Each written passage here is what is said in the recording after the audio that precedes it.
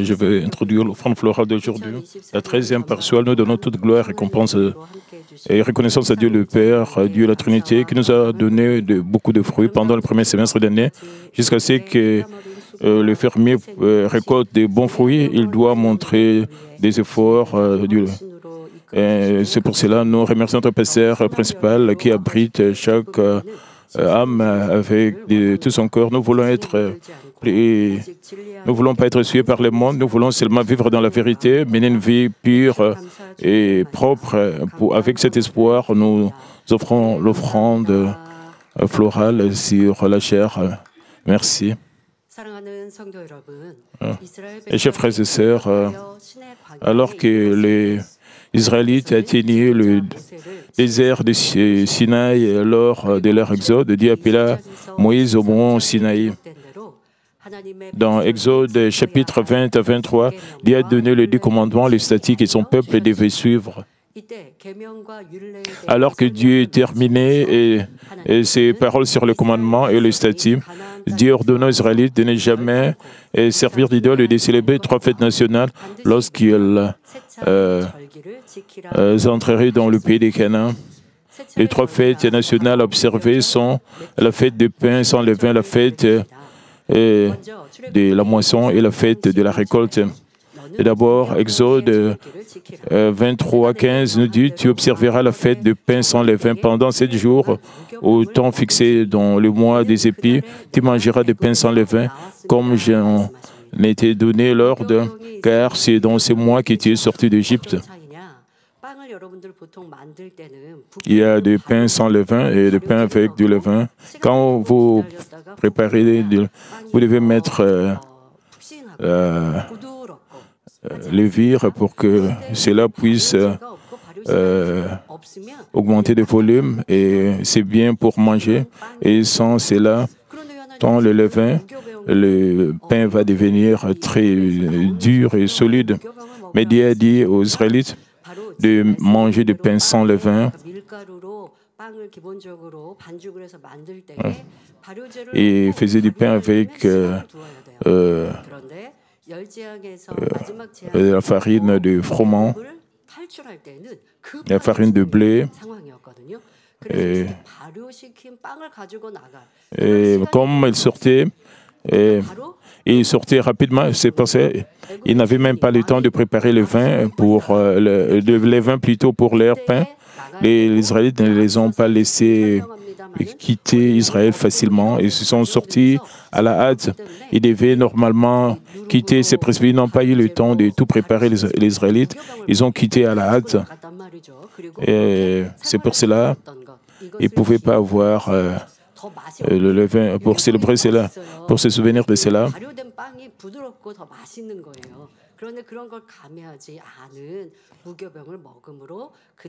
Le pain avec du levain, c'est plus délicieux, mais Dieu leur a demandé de manger du pain sans levain pour se souvenir et de célébrer leur exode. L'événement que Dieu les a fait sortir d'Égypte. Et cette fête, c'est comme cela.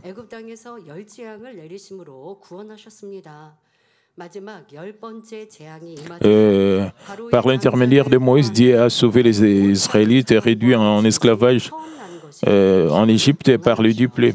La dernière plaie, la mort du premier-né, a touché tout le premier-né du peuple égyptien ainsi que leurs animaux. Mais les Israélites ont été épargnés par l'instruction de Dieu de marquer leurs montants et leurs linteaux et de portes avec le sang de l'agneau qui symbolisait Jésus-Christ.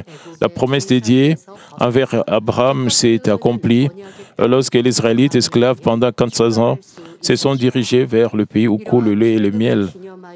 Dieu a désigné la fête du pain sans levain comme jour pour célébrer l'Exode. Lévitique 23, 5 à 6 dit « Le premier mois, les 14e jour du mois, entre les 2 soirs, ce sera la Pâque de l'Éternel, et le 15e jour de ce mois, ce sera la fête du pain sans levain à l'honneur de l'Éternel. Vous mangerez pendant 7 jours de pain sans levain au au crépuscule, le 14e jour du premier mois de l'Exode est célébré comme la Pâque du Seigneur où l'agneau était mangé. Pendant 7 jours, du 15 au 21, du pain sans levain mangé pour la fête des pains sans levain.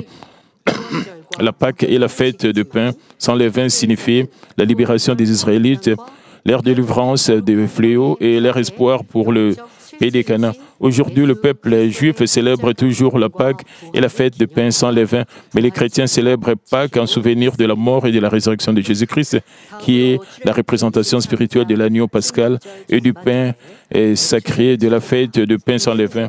Ensuite, la première moitié de Exode 23, 16 nous dit « Tu observeras la fête de la moisson, la prémisse de ton travail, de ce que tu auras sémé dans le champ. » La fête de la moisson marque l'entrée des Israélites dans le pays des Canaan et le fait d'offrir les prémices de la récolte du blé en remerciement. De nos jours, ici en Corée,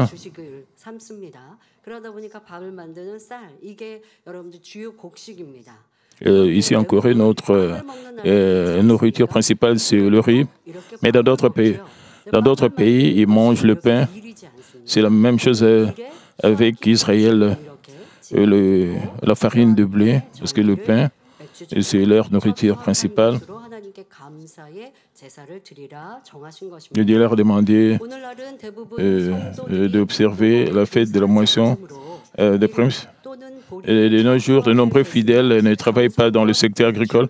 Au lieu d'offrir la première récolte de blé ou d'orge, nous préparons de tout notre cœur une offrande de fête de la récolte de la moisson. Après avoir terminé la première moitié de l'année, les églises coréennes nous remercions Dieu pour nous avoir protégés pendant toute l'année pour la fête de la moisson. Nous devons connaître l'origine de la fête de la moisson. Et pourquoi Dieu a désigné cette journée comme la fête de la moisson? Et quand vous terminez la première moitié, vous devez remercier Dieu pour vous avoir protégé de tous les accidents, pour avoir répondu à toutes vos prières, pour avoir pourvu et des messages de vie, pour savoir changer. Nous avons beaucoup de domaines pour lesquels nous pouvons décider. Nous devons adorer Dieu avec. Nous devons prier Dieu pour que Dieu nous protège aussi pour la deuxième moitié de l'année.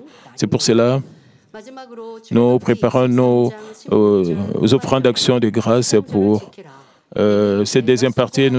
Et enfin, la dernière partie d'Exode 23, 16 nous dit « Et la fête de la récolte, à la fin de l'année, quand tu recueilleras des champs et le fruit de ton travail, la fête de la récolte signifie littéralement la saison de stockage des fruits ici d'un dur labeur, commémorant les Israélites, offrant les offrandes de remerciements à la fin de l'année agricole. Au cours d'une saison de récolte si fructueuse, Dieu a ordonné aux Israélites de construire et d'habiter dans des cabanes temporaires dans le désert pour commémorer leurs 40 années de difficultés dans le désert. La fête de la récolte est également appelée fête de cabane ou fête de tabernacle. Dans le christianisme, cette fête est célébrée comme la fête d'action de grâce. Et chers frères et sœurs, pendant le culte du soir, je vais prêcher au sujet des souvenirs, de dire, souviens-toi, nous devons nous souvenir de beaucoup de choses. Il y a plusieurs sujets pour lesquels nous devons nous souvenir, où nous devons être reconnaissants.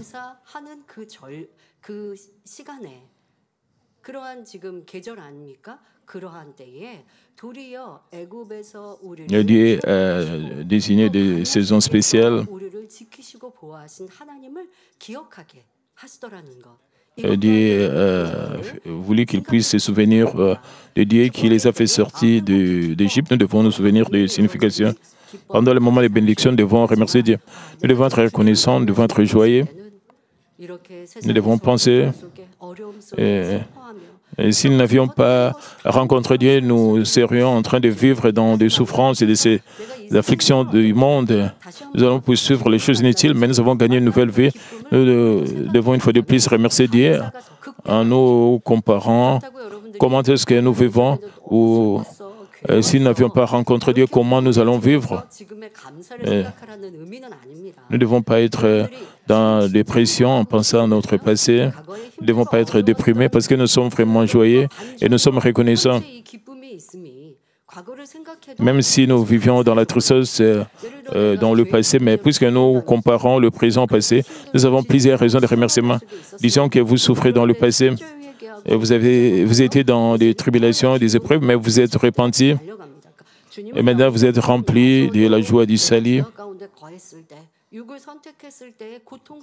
Même après avoir accepté le Seigneur, si vous commettez le péché, vous vivez dans la douleur parce que quand vous repentez complètement, vous vous détournez de la mauvaise voie et vous courez vers la Nouvelle Jérusalem.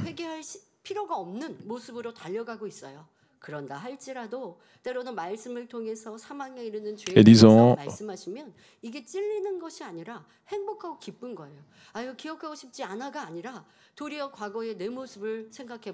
mais si vous n'avez rien à voir avec ce péché, quand vous écoutez le message, vous pensez à votre pensée, vous êtes content. Maintenant, vous menez votre vie chrétienne avec joie et action de grâce.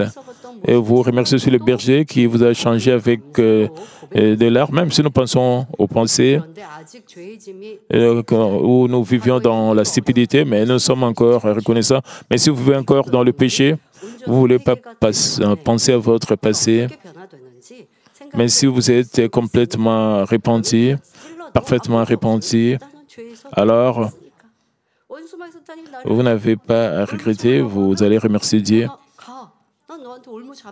Si vous êtes complètement, vous n'avez plus rien à voir avec votre passé, parce que vous avez été purifié par le sang du Seigneur et vous vivez dans la lumière, vous êtes audacieux. Mais si vous avez encore le fardeau du péché,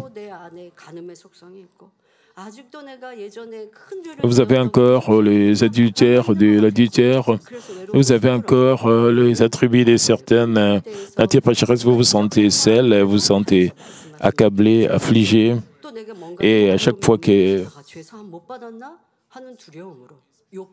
quelque chose est prêché, et à chaque fois que le pasteur prêche à ce sujet, vous vous sentez affligé.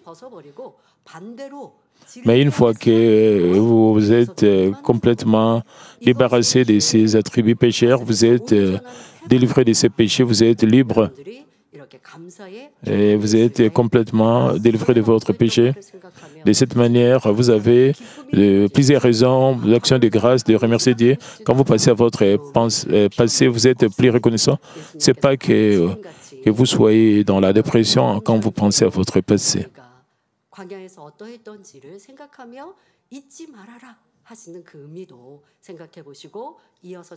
Notre Seigneur demandait aux Israélites de se souvenir du passé et de célébrer cette fête.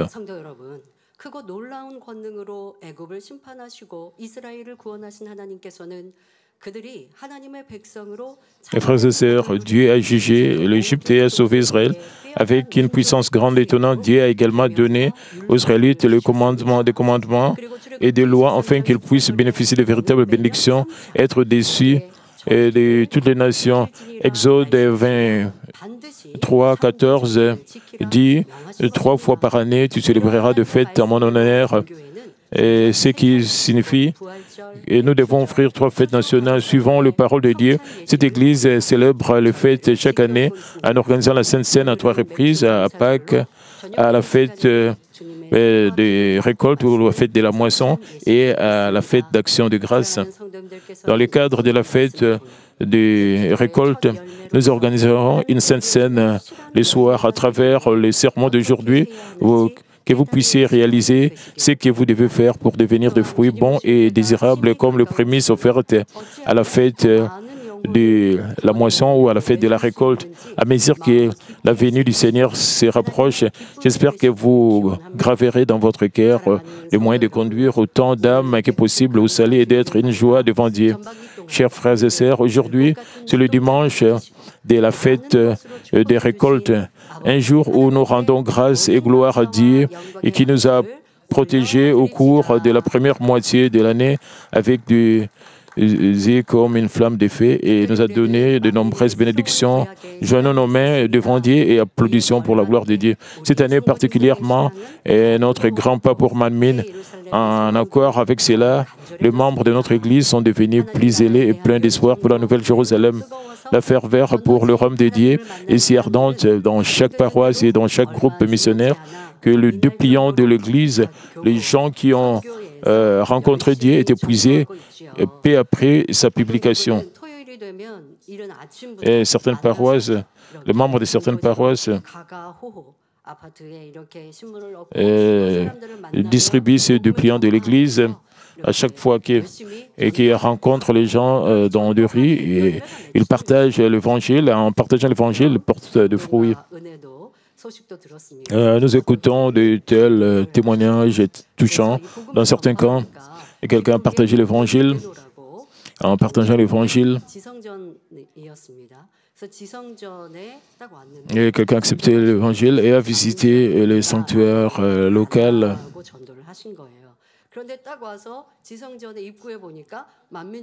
En réalité, il ne savait pas que c'était l'église centrale de Man. Quand il est venu dans ce sanctuaire, il a trouvé que c'était l'église centrale de Manmin. Et il a pensé que le nom Manmin lui était familier. Et de toute façon, il est venu dans le sanctuaire local. Et la personne qui l'a amené à l'église était un peu inquiète. Et il a ouvert le cœur de son cœur parce que j'ai partagé l'évangile. Peut-être en écoutant le message et pendant le culte, il n'a rien dit. Et cette personne maintenant fréquente l'église de manière diligente et se porte même volontaire.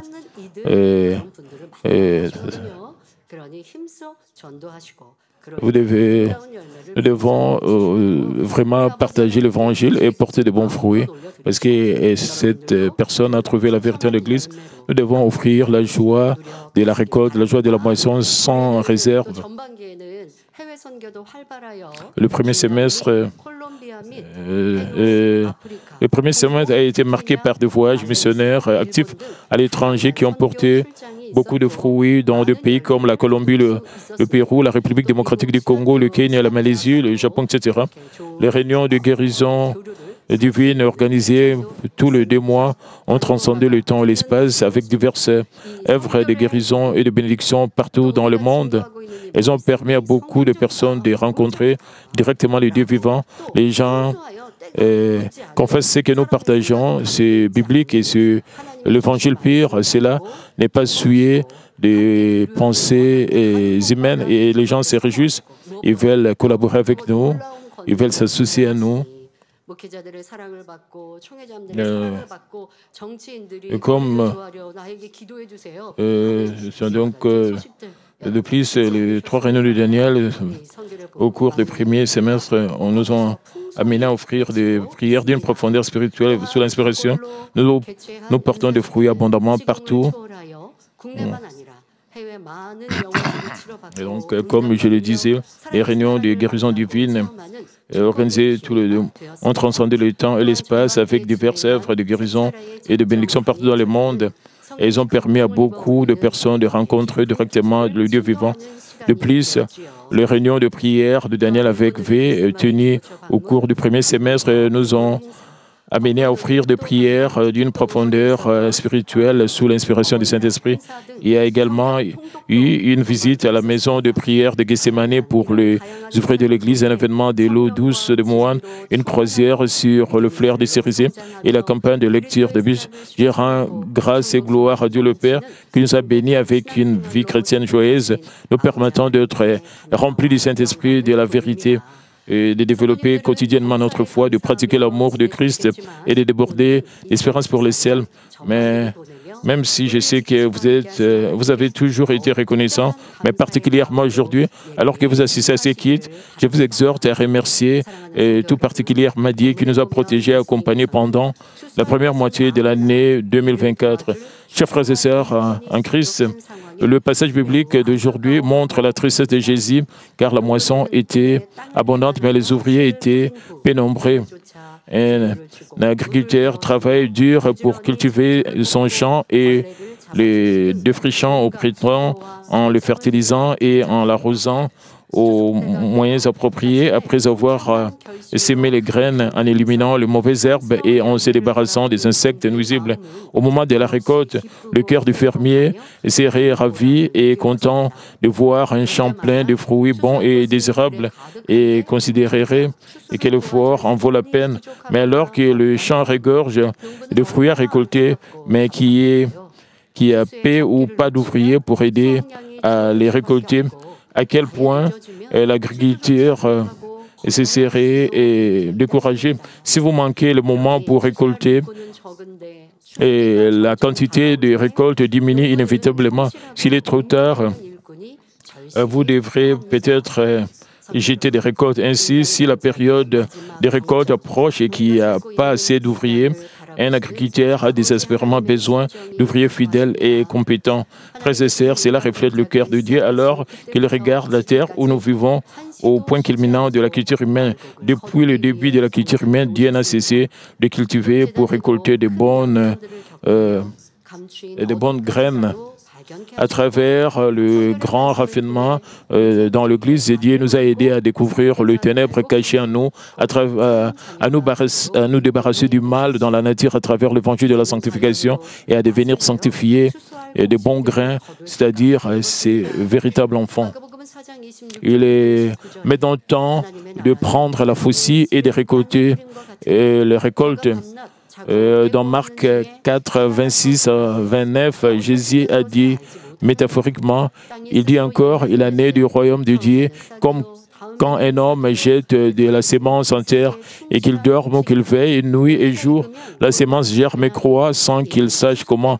La graine produit d'elle-même d'abord l'herbe, puis le pis, puis les grains tout formés dans le pis, et dès que le fruit est mûr, on y met la faucille car la moisson est là. Alors que c'est la saison des récoltes où les bons grains doivent être récoltés et apportés dans la grange, Dieu sonde la terre et découvre qu'il y a de nombreuses âmes à sauver, mais qu'il y a peu d'ouvriers pour le conduire sur le chemin du vrai salut. Ainsi, Dieu sonde continuellement la terre entière à la recherche d'ouvriers pour récolter. À travers le message d'aujourd'hui, j'ai prié au nom du Seigneur pour que vous ressentiez le cœur de Dieu qui recherche désespérément des ouvriers pour la moisson et que vous émergez comme des ouvriers capables qui peuvent confesser avec assurance « Seigneur, me voici, envoie-moi ».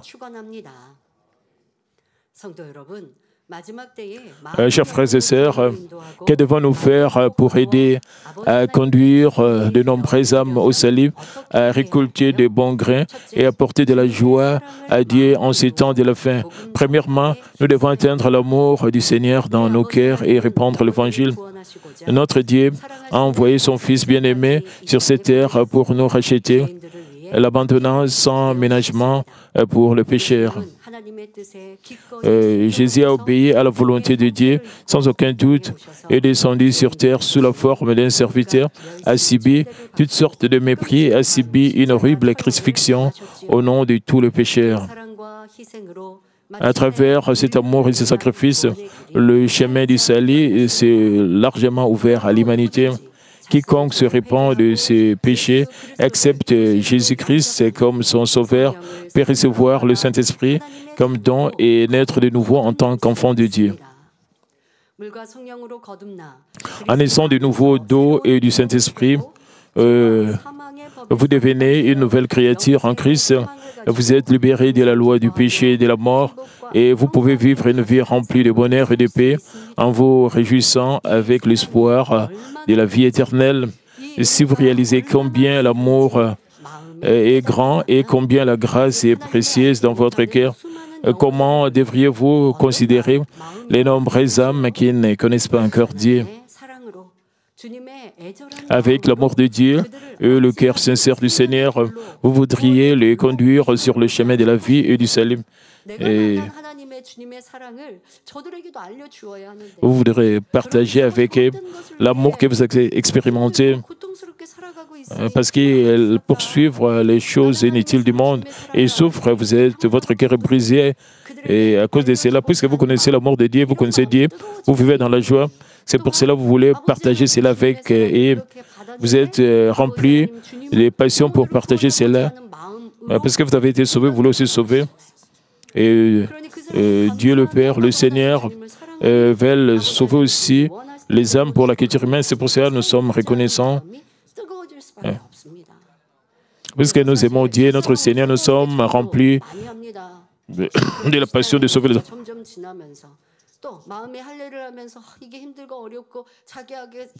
Spécialement quand vous êtes né de nouveau, vous avez la passion de sauver les âmes, de gagner les âmes pour le Seigneur, mais quand vous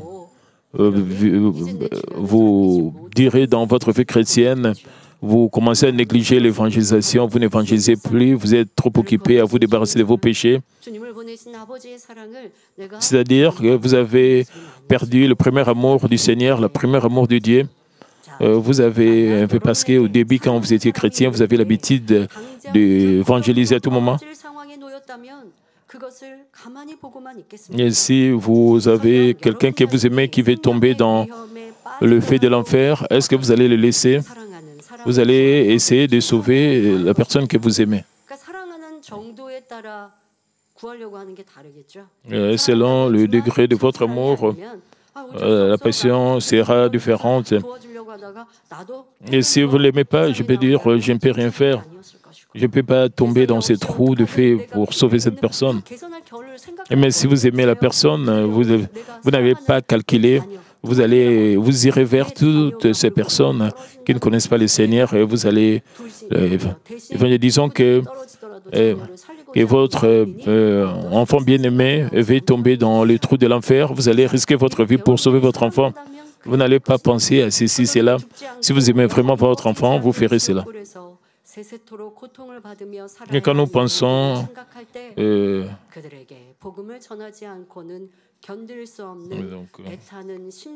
si vous avez un être cher sur le point de tomber dans le gouffre ardent de l'enfer, resterez-vous simplement et regarderez-vous. Même si votre propre vie est menacée, vous tenterez quand même de sauver votre proche. Quand nous pensons aux âmes et qui devront souffrir pour l'éternité en enfer, où le verre ne meurt pas et où le feu ne s'éteint jamais, nous devrons nous sentir extrêmement anxieux de leur prêcher l'Évangile. Que la saison soit bonne ou non, il est important de toujours prêcher l'Évangile, même si vous êtes insulté ou troublé. Votre autorité, votre puissance spirituelle dépendent de l'étendue de l'amour de Dieu et atteint dans votre cœur. À travers cela, vous pouvez vaincre les ténèbres et guider les hommes vers la lumière. Même si vous prêchez la même parole que celle des autres, l'œuvre du Saint-Esprit peut varier en fonction des ressemblances avec le cœur du Seigneur et de votre amour pour les âmes. Vous pouvez respirer la douceur et la bonté dans la mesure où vous avez accompli l'amour spirituel. Beaucoup de gens peuvent y demeurer et recevoir la grâce, y sentir troublés. Même les personnes au cœur endurci peuvent être transformées. L'apôtre Paul, rempli de l'amour du Seigneur, a confessé dans Philippiens 1:8, « Car Dieu m'est témoin, car je vous chéris tous avec la tendresse de Jésus-Christ. » L'apôtre Paul brillait d'amour pour les églises et ses frères croyants. Il priait pour les âmes avec larmes, jour et nuit. Il les réprimandait avec la parole de Dieu et était prêt à donner même sa vie pour elle. À travers ses dévouements et ses efforts, sans se soucier de sa propre vie, de nombreuses âmes ont pu rester fermes dans leur foi et surmonter la persécution et les souffrances. Certains même affronté le martyre, à l'instar de la foi de l'apôtre Paul. Quand l'apôtre Paul était emprisonné, certains croyants priaient avec des larmes et d'autres ont quitté l'apôtre Paul, ont même tordu la parole de Dieu. Certains, il y a des gens qui ont trahi l'apôtre Paul. Et ceux qui ont rempli et qui ont rencontré le Seigneur et ont ressenti son véritable amour, et sont allés même jusqu'à mourir comme martyrs. Et certains croyants de l'Église primitive ont fait cela. Les croyants qui ressentaient un amour si profond de la part de l'apôtre Paul l'aimaient aussi avec ferveur. Galates 4,15 dit « Où donc est l'expression de votre bonheur, car je vous atteste que si cela était possible, vous seriez arraché les yeux pour me les donner. » Et ces versets reflètent la dévotion des Galates. L'amour passionné de l'apôtre Paul pour les âmes a été la force motrice qui a permis à beaucoup de se réaliser. Imaginez quelle grande joie et quelle gloire brillante l'apôtre Paul avait devant Dieu en tant que personne qui avait obtenu le grain aussi beau et bon que des fruits, avec cette même espérance que vous puissiez tous travailler dur pour évangéliser, peu importe qui vous rencontrez, avec un désir sincère de sauver les âmes et de les conduire au ciel. Chers frères et sœurs en Christ, deuxièmement, pour récolter le plus d'âmes possible comme un fruit d'Isalie et apporter de la joie à Dieu le Père, nous devons suivre le cœur du Seigneur dans tout ce que nous faisons. Comment pouvons-nous ressembler complètement au cœur du Seigneur? Plus important encore, nous devons rapidement rejeter toute forme de contre-vérité et de mal, remplir notre cœur de la parole de vérité et devenir un avec le Seigneur. Alors, vous pouvez alors être mis, influencé, rempli du Saint-Esprit. Vos actions et paroles et même vos mouvements corporels, expressions faciales seront gouvernés par le Saint-Esprit qui sonde même les profondeurs de Dieu. Nous parlons au sujet de l'irréprochabilité de Jésus de ce jour. Nous parlons comment est-ce que Jésus parlait, comment est-ce qu'il s'est comporté, comment est-ce qu'il marchait. J'ai expliqué beaucoup au sujet des actions de Jésus-Christ. Et nous avons aussi parlé de déficiences du corps que nous devons corriger. Je vous ai dit, ne vous inquiétez pas. Comment vous souvenir de tous ces nombreux points, comment corriger tout cela? Vous ne devez pas vous calmer. Le Saint-Esprit va vous aider. Comme nous essayons de ressembler à notre Seigneur, ce n'est pas seulement au sujet de nos actions. Nous devons ressembler aussi son amour pour les âmes. Il n'avait pas de ressentiment. Il avait un cœur beau. Et tout cela est inclus dans son irréprochabilité. Quand nous essayons de ressembler à notre Seigneur, nous allons supporter beaucoup de fruits. Jésus, qui était complètement un avec Dieu, n'a jamais agi de son propre gré pendant son ministère sur terre. La Bible dit dans Jean 8, 28 à 29, Jésus donc leur dit, « Quand vous aurez élevé le Fils de l'homme, alors vous connaîtrez ce que je suis, que je ne fais rien de moi-même, mais que je parle selon ce que le Père m'a enseigné. Celui qui m'a envoyé est avec moi. Il ne m'a pas laissé seul parce que je fais toujours ce qui lui est agréable. En faisant tout selon la volonté et le cœur du Père, Jésus a glorifié partout où il allait. Si vous croyez au Seigneur, vous devez atteindre le cœur du Seigneur et mettre un bon et bon parfum en toutes choses, n'ayant pas le cœur du Seigneur. Nous pouvons parfois, sans le savoir, obscurcir la gloire de Dieu ou rater les occasions de répandre l'Évangile. Par exemple, vous pouvez être fidèle et zélé à l'Église, mais ne pas paraître pareil à la maison, bien que vous puissiez rentrer chez vous et vous détendre après le culte de dimanche soir. Et si tout ce que vous faisiez était de vous reposer, de ne pas accomplir vos tâches à la maison. De plus, si vous vous reposez à la maison et confiez les tâches ménagères aux autres parce que vous avez travaillé dur pour le royaume de Dieu, vous ne faites pas preuve de considération vers votre famille. Certaines familles peuvent comprendre, mais d'autres familles, avec une foi faible ou sans foi du tout, perdront la grâce et seront déçues. Si votre femme vient à l'église et le mari ne vient pas à l'église et le mari n'a pas une foi forte, et il suit le culte en ligne et la femme vient à l'église et le mari attend sa femme pour revenir à la maison. Quand la femme revient à la maison,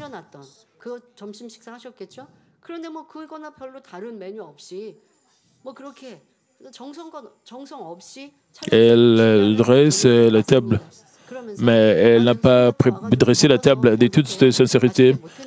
Et elle donne ses mains exquises parce qu'elle était occupée avec les problèmes de l'Église et elle n'a pas bien préparé pour son mari.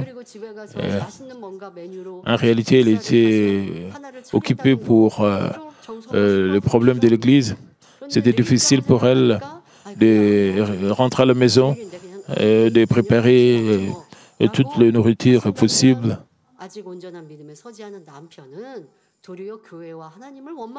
Mais qu'en est-il de son mari qui n'a pas une foi forte?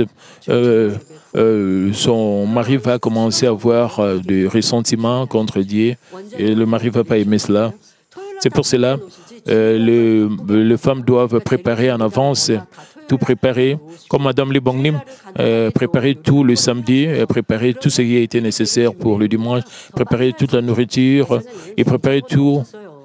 Et elle peut préparer rapidement le dimanche parce qu'elle avait pris. En plus de cela, nous avons déjà des réfrigérateurs. Et vous pouvez préparer. Si vous préparez même, vous pouvez mettre la nourriture dans le frigo. Vous pouvez juste chauffer le dimanche. Moi, je prépare ma nourriture moi-même, je peux le faire. Ça ne prendra pas beaucoup de temps. Vous pouvez tout préparer, les épices, le samedi et dimanche, vous préparez rapidement pour les membres de votre famille qui n'ont pas une foi. C'est pas que, puisque vous devez faire toujours des choses avec sincérité pour que vous puissiez avoir un sabbat joyeux, un sabbat heureux. 외식은 하면 안 되죠. 주일 성수에 어긋나니까 집안에서 하실 수 있다. 그러면 이제 주부 되시는 우리 여성도님들의 수고가 좀 많이 필요해요. 그런데 그러면 가족들이 식사 후에 le femme vous devez travailler plus pour vous préparer de très bons repas. Et vos membres de famille, et spécialement votre mari, parfois va faire la vaisselle, même nettoyer et la maison ou la cuisine. Combien votre famille serait heureuse.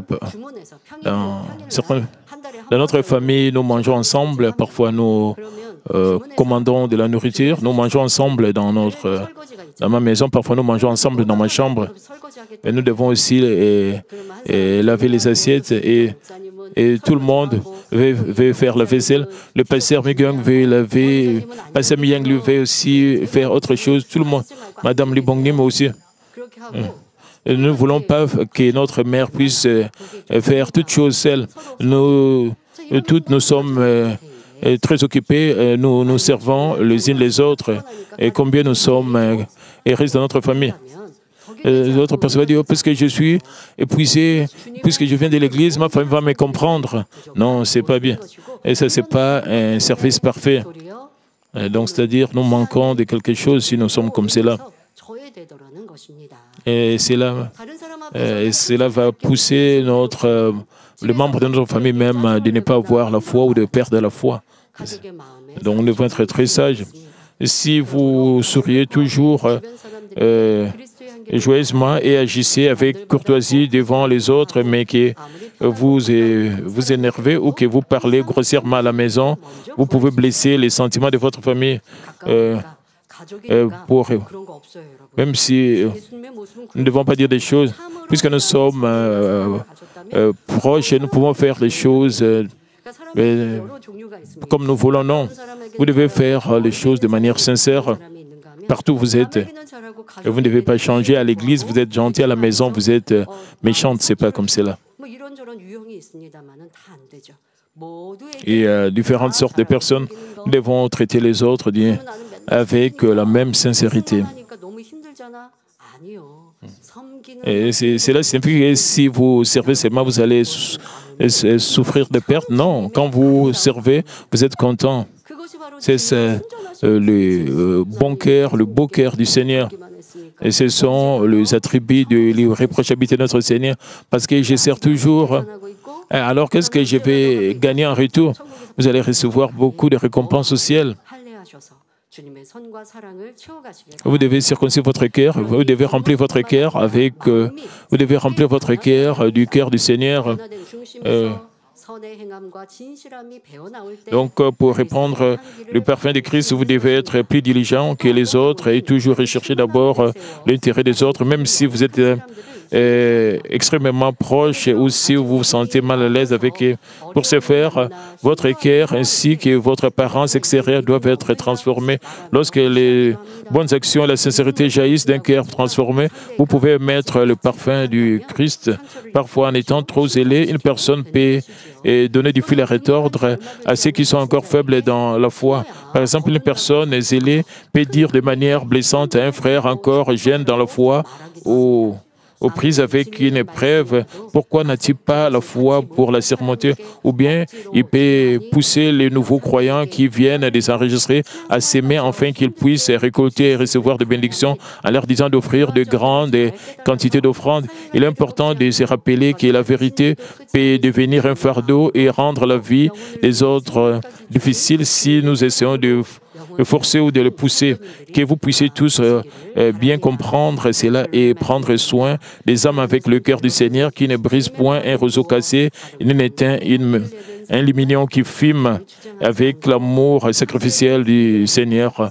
Mais je vais conclure le message. Chers frères et sœurs, une personne qui comble le cœur du Seigneur et dégage un beau parfum de bonté ne s'affirme pas, mais comprend et embrasse les autres. Et il partage également les joies et le pain des autres. Au lieu de rechercher leur propre intérêt, ils servent et se sacrifient avec un cœur humble, font preuve d'amour et de bonnes actions en prenant soin des autres, en les aidant dans le besoin. Vous avez le beau parfum de Christ et vivez une vie qui émet de la lumière. Comment le membre de votre famille, vos voisins et vos amis pourraient-ils ne pas ouvrir le cœur et accepter le Seigneur lorsque vous évangélisez? Juste comme les abeilles et les papillons se rassemblent au parfum d'une fleur, de nombreuses âmes peuvent se présenter devant Dieu à travers vous. Matthieu 5, 16 dit que votre lumière luise ainsi devant les hommes, afin qu'ils voient vos bonnes œuvres et qu'ils glorifient votre Père qui est dans le ciel. Après avoir vu vos actions, même un étranger qui ne connaît pas Dieu devrait avoir le désir d'aller à l'église et venir devant Dieu, va dire je vais aussi aller à l'église. L'important est de toujours rester vigilant, prier et se demander ce que le Seigneur ferait dans chaque situation, que vous puissiez accomplir rapidement la volonté du Seigneur en recherchant la bonté et la vérité. Je prie au nom du Seigneur pour que vous portiez des fruits abondants dans votre famille, sur votre lieu de travail, dans d'autres entreprises, ainsi que dans l'Église. Prions tous concernant ces messages. Père éternel, merci encore pour cette journée d'action de grâce. C'est la fête de la récolte. Merci parce que tu nous as protégés pendant le premier semestre, la première moitié de cette année. Merci pour toutes choses, Père. Maintenant, nous voici dans la deuxième moitié de cette année, Père. Permets que nous puissions vraiment évangéliser, que nous puissions être la lumière partout où nous serons, que ce soit une bonne saison, une mauvaise saison. Permets que nous puissions évangéliser, que nous puissions devenir des gagneurs d'âmes, que nous puissions gagner les âmes pour élargir ton royaume, Père. Aide-nous à être ainsi. Permets que nous soyons transformés, que nous puissions vraiment ressembler à notre Seigneur Jésus-Christ, que nous puissions imiter notre Seigneur Jésus-Christ, le modèle parfait. Permet que nous soyons complètement transformés. Aide-nous, Père de gloire, à marcher dans la lumière, dans la vérité, pour que nous puissions briller partout où nous serons, Père. Merci pour toutes choses, Père de gloire, Seigneur. Nous voulons vraiment, Père de gloire, Seigneur, te glorifier partout où nous serons. C'est là. Aide-nous avec le Saint-Esprit, au nom du Seigneur Jésus-Christ, j'ai prié. Amen. Maintenant, je veux prier pour le malade. Posez vos mains sur vos parties malades. Si vous êtes malade, si vous n'êtes malade, posez votre main sur votre cœur et recevez cette prière pour le désir de votre cœur. Père Dieu de bonté, merci pour nous avoir protégés pendant la première moitié de cette année et nous ressentons ton amour. Maintenant, c'est la deuxième moitié de cette année. Permets que nous puissions te glorifier davantage comme membres de Manmin. tout ce qu'ils rencontrent dans la vie, et protège-les des épreuves et des tribulations, des tests, permet qu'ils puissent vivre, mener une vie paisible pendant cette deuxième moitié de l'année, et puis permet qu'ils puissent prier avec ferveur, qu'ils puissent ressembler au cœur du Seigneur et à ton cœur, Père. Père, et je prie pour les malades, quelles que soient les maladies, quelles que soient leurs infirmités, pose ta main sur et de pied jusqu'à la tête, le parties internes, le nerf, le tissu, consume tout cela avec le feu du Saint-Esprit. J'ordonne au nom du Seigneur Jésus-Christ, toutes sortes de maladies, germes, virus, toutes sortes d'infirmités soient purifiées et consumées par le feu du Saint-Esprit. Et toutes sortes d'infirmités, toutes sortes de maladies soient purifiées. Et quelles que soient des maladies incurables, et même pendant combien de temps ils ont souffert, s'il te plaît, consume toutes ces maladies avec le feu du Saint-Esprit. S'il te plaît, purifie-les. S'il te plaît, purifie-les, fortifie-les. S'il te plaît, fortifie-les. Et s'il te plaît, agis avec la puissance de la récréation. Père, permets qu'ils soient rétablis, qu'ils soient guéris. Et Père, fortifie-les, s'il te plaît. Et qu'ils puissent te glorifier davantage, Père. Et s'il te plaît, protège-les, protège leurs affaires, leurs lieux de travail, leurs écoles. Et qu'ils puissent te glorifier. Qu'ils puissent dégager l'arôme de Christ et qu'ils puissent te glorifier. Et qu'ils puissent bien accomplir leurs tâches et qu'ils puissent mener une vie séparée du monde. Protège-les de tout ce qui est de l'ennemi diable et Satan. S'il te plaît, sois avec tous les membres de Manmin, dans les églises, branches des églises et associés, ici en Corée, en dehors de la Corée. Permets qu'ils puissent avoir la foi spirituelle. Merci, j'ai ainsi prié au nom de notre Seigneur Jésus-Christ. Amen.